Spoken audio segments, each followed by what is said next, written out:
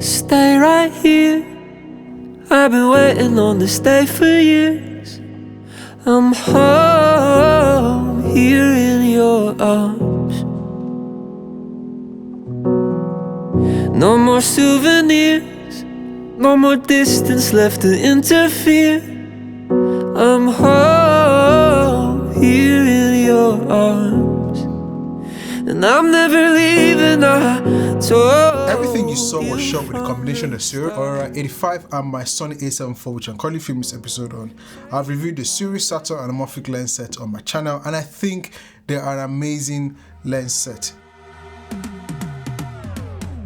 Now, it's been 2 months since the launch of the Sirui AURORA 85 F1.4 lens, but anyways, I finally got my hands on it, and a big shout out to Sirui for sending this lens over. I've had this lens for a good amount of time, taking it to a concert, a few football games, some expos, and this lens never disappointed.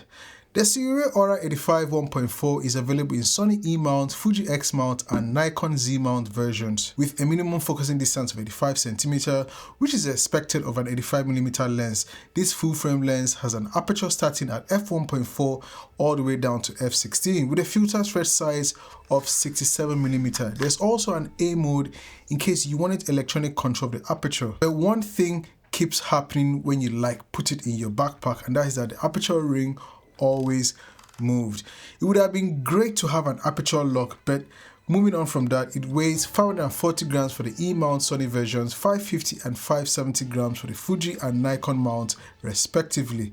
It looks and feels very well made, and is made from metal aluminum housing, which keeps it light enough to not be an issue when using on my trusty Zhiyun Cinepark 4E gimbal. The lens hood is plastic. I even had Sirui's Nano UV Pro filter, Sirui's Nano 1/4 black mist filter, and a third-party variable ND filter stacked on the front of the lens with no issues. Even with my lens hood, I was still able to use the filters on the front of the lens. So if you can see, I have, let me just take off the cap. So I have two lens filters stacked on it, and if I wanted to, I can still screw on the lens hood and film with no problems. If you haven't already, please subscribe to the channel, and by the end of this video, you want to check out the lens, you can use my link in the description below with some special discount. When shooting handheld with this lens, it didn't feel like I was handling anything too heavy, especially when I compared to my Sigma 2470DG f2.8 lens. Although a different kind of lens, is a massive 1 kilo plus in weight for just the lens alone. The Sirui AURORA 85 1.4's build is also manufactured to keep some dust and rainwater out of it, so if paired with a weather-sealed camera body, you should be fine shooting in these conditions at least. I like to say, just don't overdo it. But when I use it with the combination of my Sony A74, a weather-sealed body, and the lens, I had no issues at all.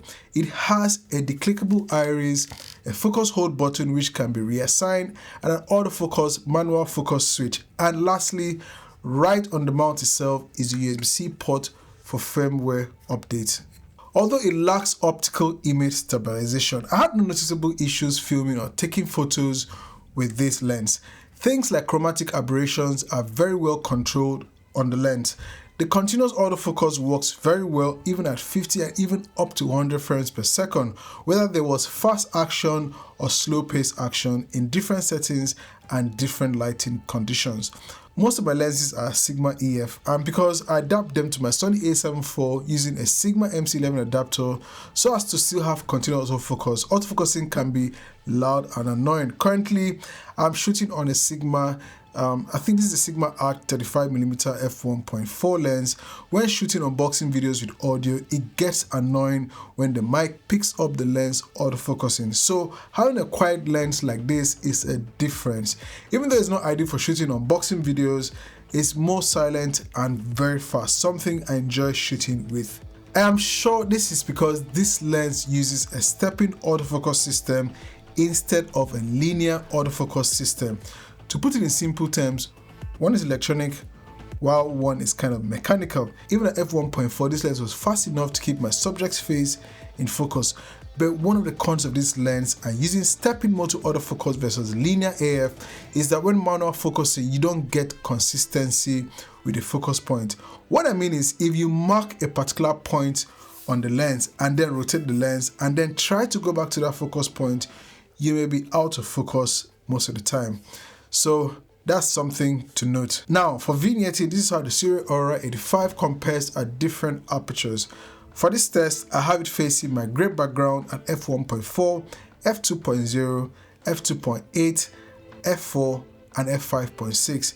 The optics of this lens feature ED and HRI glass, producing very sharp images even at its widest aperture of 1.4. With 15 aperture blades and 14 elements in 9 groups, this is how the AURORA 85 1.4 renders bokeh.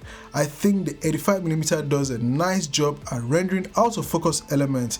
Its focal length, sharp performance and fast aperture allow you to really isolate your subject from the background if you need to with a nice fall off. For flaring, I'm using my iPhone 15 Pro light on a fixed point pointing directly at the 85mm f1.4.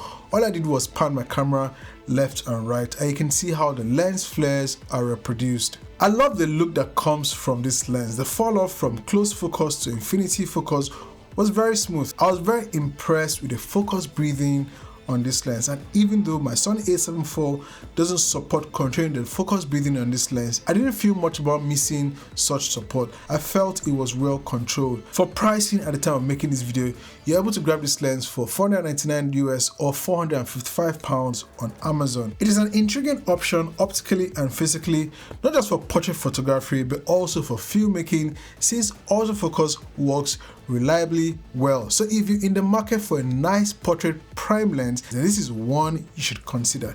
It's lightweight, weather sealed, the clickable aperture AFL button that's also customizable, and near silent motors are reason to add this to your kit. So once again, if you're interested in picking up this lens with competitive discounts, you can check my links below. Thank you for watching. It's a Filmmaker. Don't forget to like and subscribe for more content like this. I'll see you all in the next one. Peace.